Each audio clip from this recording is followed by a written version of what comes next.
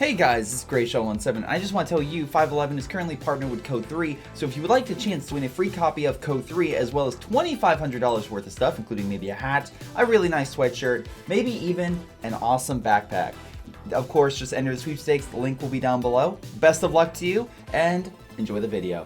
Hello everyone, this is Greyshot117. And Greyshot151 here.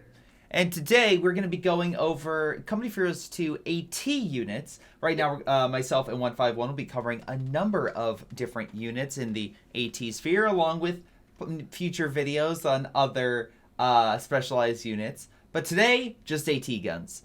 Yep. So, without further ado, let's get to, of course, the best AT gun in the game. Actually, 151, explain why the M1 is the best AT gun. Okay, so the American AT gun is, I would say, kind of like your standard AT gun that's got cool abilities, but they're not great because, yeah, the 57mm is, it's got a good output of damage, a nice arc.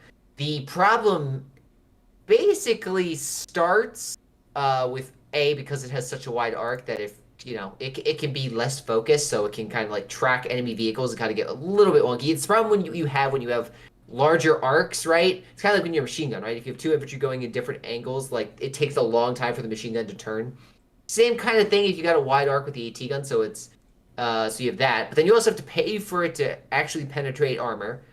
And then it does have a good ability when it comes to extending its range, so I won't fault it there. It's just that actually dealing damage is kind of its problem. It's not as good as the better options on this list. It's not. Should clarify. So unless something has changed, the damage for most of the AT guns, except for one, is the same at 160.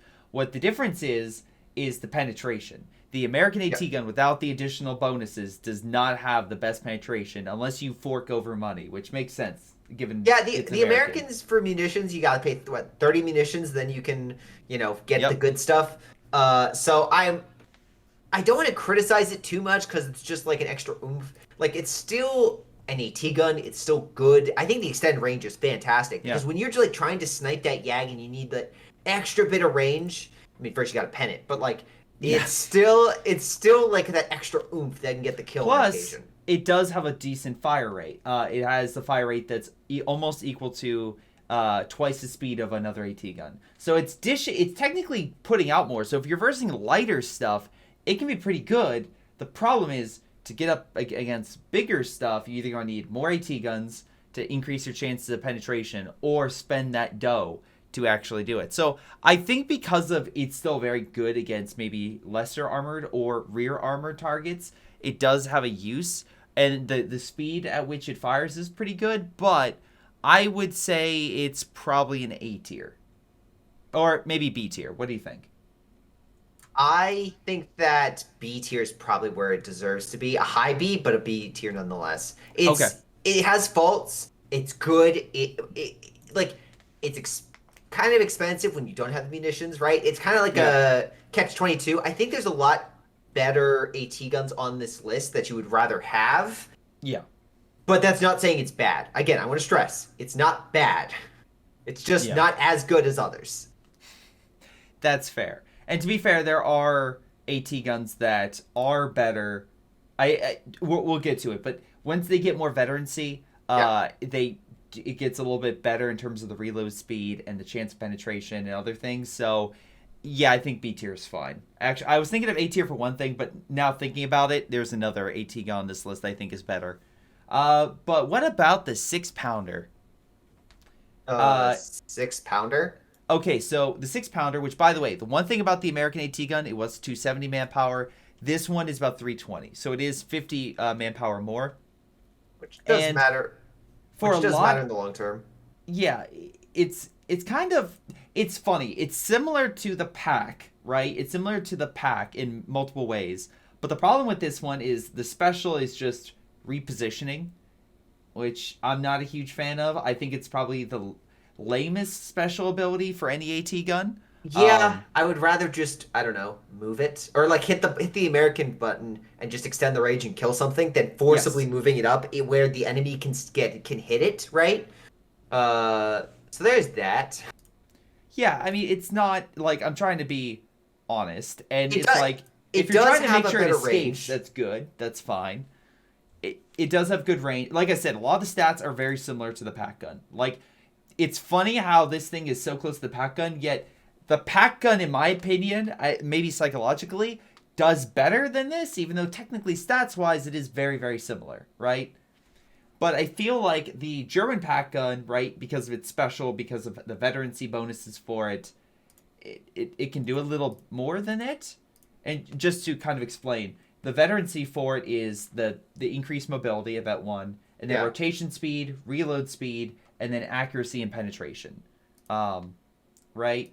And the pack gun, I think it's it's increased penetration, rotation speed, reload speed, and the button ability. But I feel like once we get to the pack, we'll kind of explain why it's better. But Is so much better. The damage is so much better. The ability of this thing is kind of laughable, especially when you compare it to the Allied counterparts of the artillery barrage of the Soviets or the increased range or just the AP of the Americans. Like, I think this is like a solid C. Like, yeah, it does damage, but there are so many other AT guns that do kind of its job. Again, it's not bad. It's just compared to everything else, it's kind of adequate, you know? Yeah, at least if you pen well with the American AT gun, you're doing great. If you roll all ones like a D&D campaign, it's gonna be bad. I think the thing that brings down the British 6-pounder is I'm not a huge fan of the special ability of it. Yeah. And I feel like it is like the Pack 40, but slightly worse. So the Pack 40, we'll get to it, and I think it's very up high tier. But I do think those couple qualms about it being not being as good, and also the lack of a decisive unique factor to it kind of bring it down a little bit. It's just really a case of like, yeah, they all kind of do the same thing, so we're really focusing on those minute differences. Yes. And yeah, this thing's got better pen than the American at like certain ranges, or yeah, it could do something else, but like in most combat you're not really caring about like distance. Most of the time you can extend it with the American, like doing the AP shot, you can extend it with the extend range. So you can button with like the Pack 40, you can use artillery with the Soviets. It's just I don't know. For me it's kind of like a C tier. It's your average. Yeah. So here's the question. Yeah. So the Pack 40, it is slightly better. Reload is better, but again, penetration, damage is the same for all of them except for one, but we'll get to that. Or two, sorry. Or three. I'm sorry, I keep forgetting about the bigger AT guns. So I'm thinking of the baseline. We'll get to those bad boys. Yeah, these are all baseline AT guns, and then we'll kind of get into the bigger boys. Yeah. But the Pack 40, even though it's the same damage, even though it's the same penetration, I prefer it because it's button ability, and also it has a way faster reload. That's all you got to say. It's button ability. That's really the at the corner store, and like when you want to kill a tank and you have munitions, I would rather button a vehicle than like use AP shots, right? Like you'd rather have it longer in an area to shoot than to try to like actually pen it. Like, because especially with the Pack 40 compared to the American AT gun, it's going to routinely pen. Yes. Like it's just a penning machine. So because of that, I think I would put it either A or S tier. I don't know. What are your thoughts, 117? Like it's really it could go either way because it's just such a good, reliable AT gun. Okay.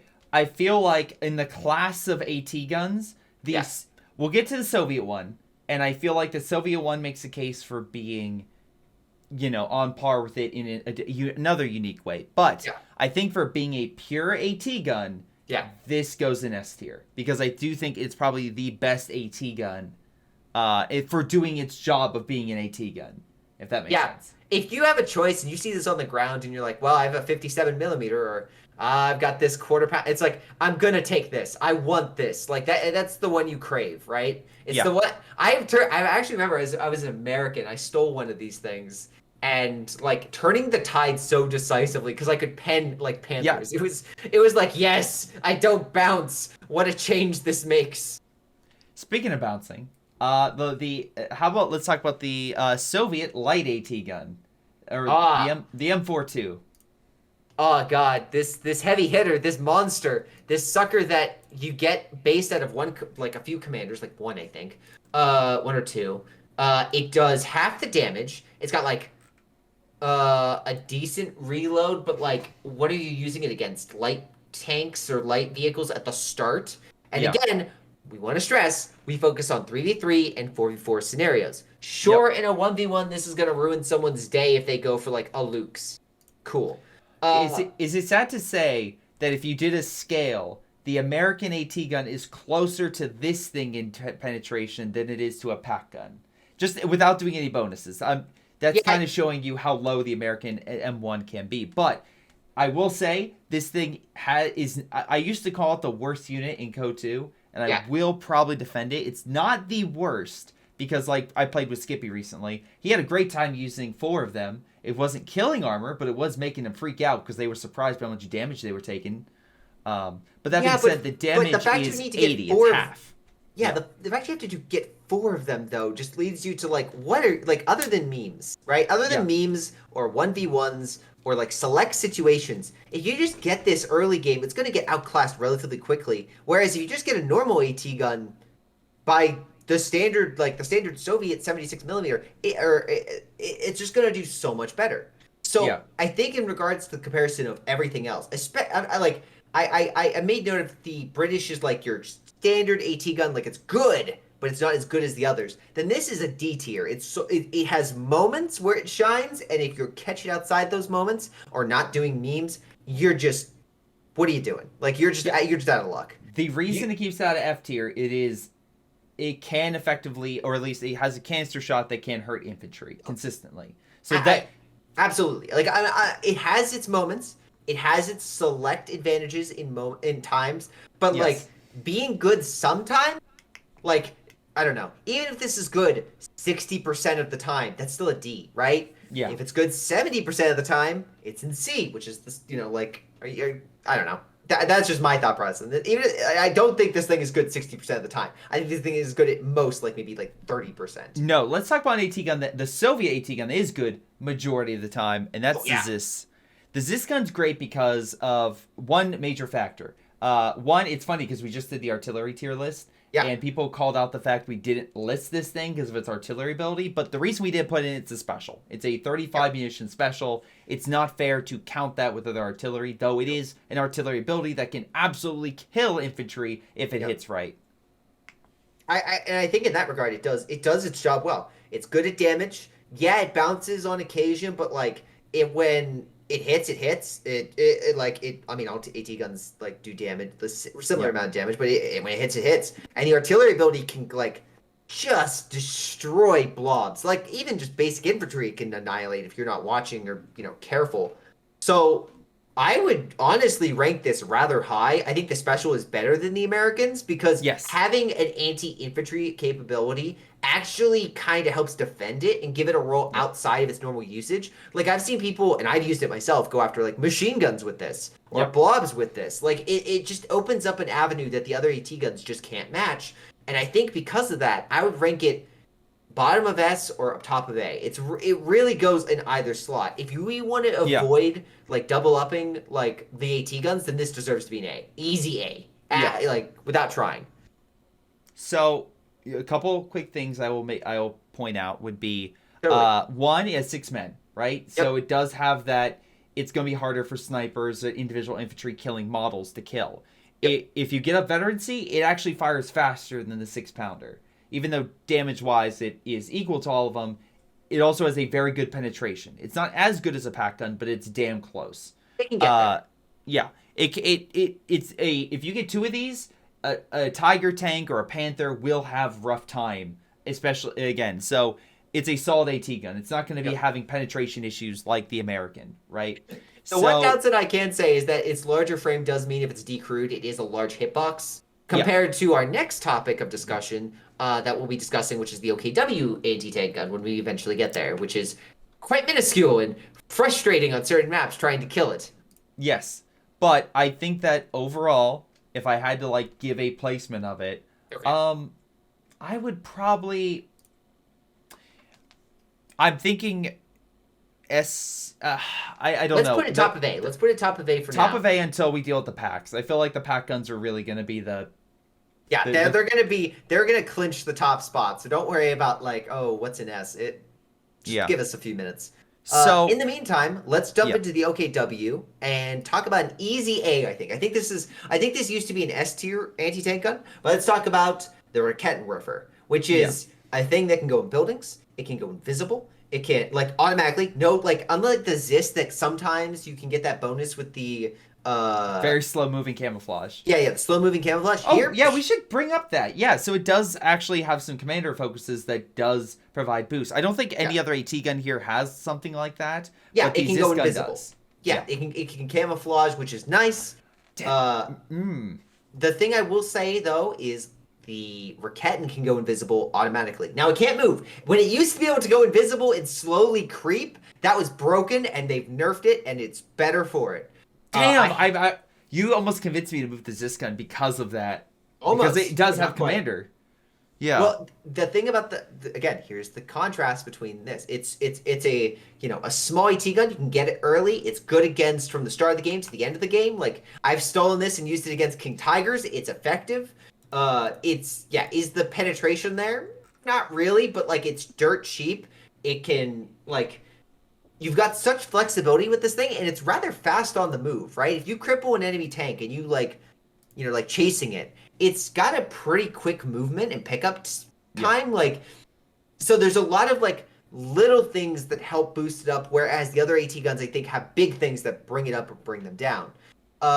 Because of the camouflage, because of the bonuses, because you can get 5-star veterancy and like really start firing when that rate of fire goes up, I would say this is pre-nerf, before the nerf, S. But now, I'd say bottom of A.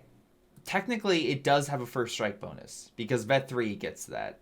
It does actually, technically, in its first shot, it would technically do the most damage for any baseline AT gun, for the first shot. Because it goes 200, I believe, instead of 160, or 80 for the M42. I have a stat sheet next to me just to confirm, but... I will let all the dead UCs and Jeeps...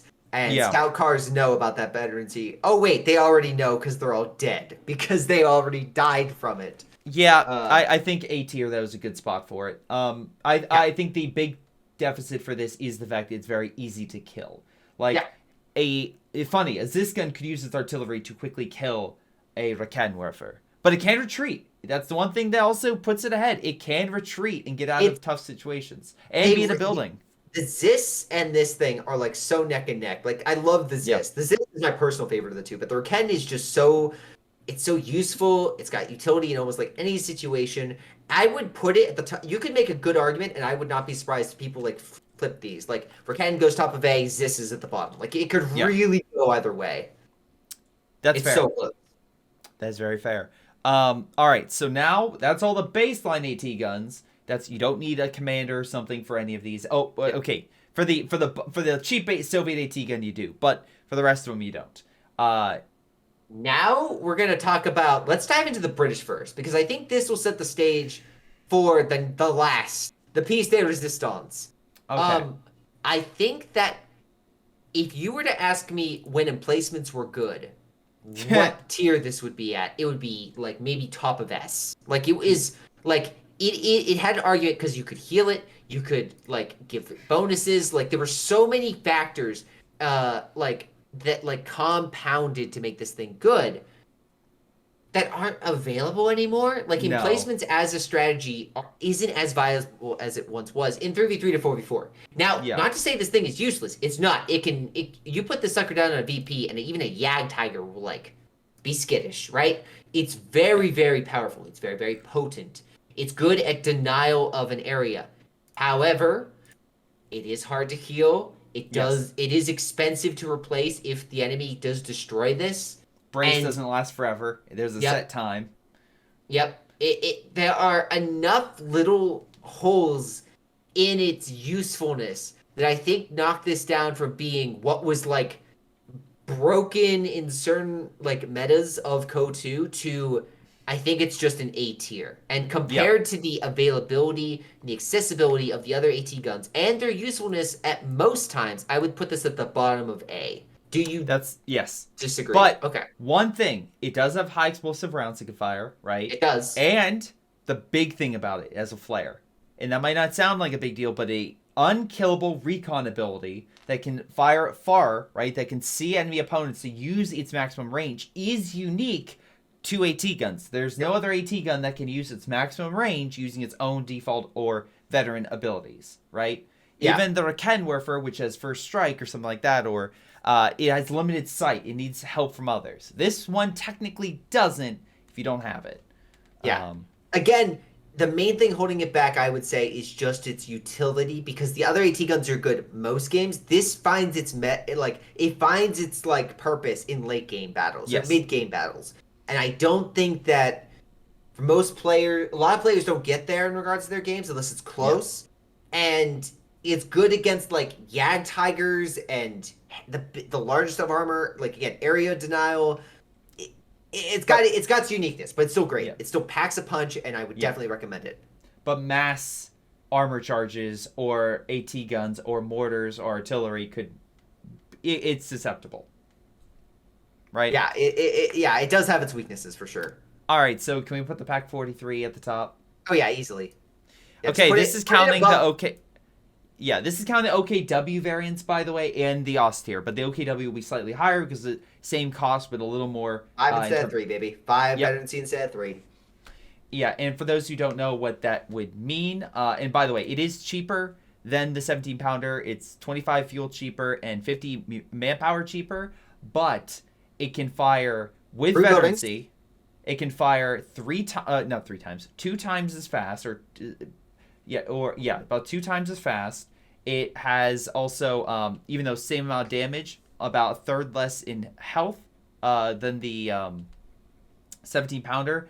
The big thing is firing through buildings and buttoning. It can button as well. Yep. Yeah, it's this is a monster. You can most people park behind buildings because again it can shoot through. It can. Again, great area of denial. It's hard to kill. Again, not as expensive as the British counterpart, and there are a lot of doctrines that have this and make this easily available to use. Yes. The 17-pounder can be used in yes, it can. It's accessible to the entirety of the British line, but a lot of the meta doctrines right now incorporate Pack 43. And I think that its lethality, it's the fact you can surprise enemies with this, you park it, you don't, you turn off the fire rate, right? You allow the enemy tanks to come in and you turn it on.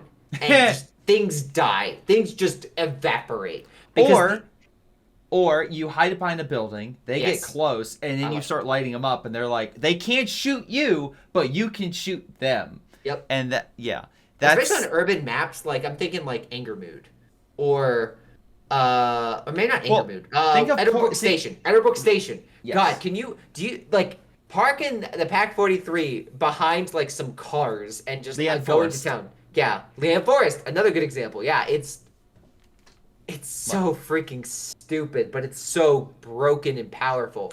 It's not broken to the extent of it needs nerfed, I don't think. It's just broken in the sense of... You can't kill it with not Pack 43. You can kill it with a Katusha Strike, Creep Barrage, stuff like that, but... It's just broken when your stuff dies and you're screaming in rage. Why? And the amount of fuel that you invest in is also kind of big because it doesn't require that much compared to the 17-pounder on scale, so... One thing to stress, though, is that the Germans also... The fact that it's cheaper for the Germans and the Germans need their fuel, right? The Germans are a much more fuel-dependent faction than other factions. So it kind of helps that it's a little bit cheaper, kind of offsets that, factional preference, in regards to which resources actually matter. Yeah. But I think it's the king of the anti-tank guns, and I don't think there's anything to rival it except for the anti-tank gun in CO3 that was nigh unkillable. Yeah. But hey, I think that's going to cover all of our AT guns, big and small. What do you guys think? Do you guys think the M42 should be S tier? Please say no. If someone says the M42 is S tier, I don't know. I might have to ban them from the channel. Yeah. We're looking at anyway. Yeah, no. No. But any opinion you guys have, please let us know. I'm always curious to see what you guys think. But no, I prefer, my preferred list is this. So at least in a 3v3 to 4v4 setup, this is what we prefer. If you guys are in 1v1s and you prefer something else, well, good luck to you. Yeah. Yeah. But thanks again for watching. This has been Greyshot117. And Greyshot151. And we'll see all of you guys next time. Till then, catch y'all later.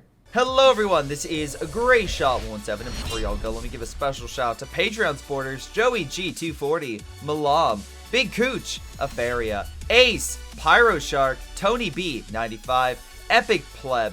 Thank you all for your incredible support in helping me grow my channel and support my channel and everything I do. Thank you, and to the rest of you, thanks for watching, and I'll see you guys next time.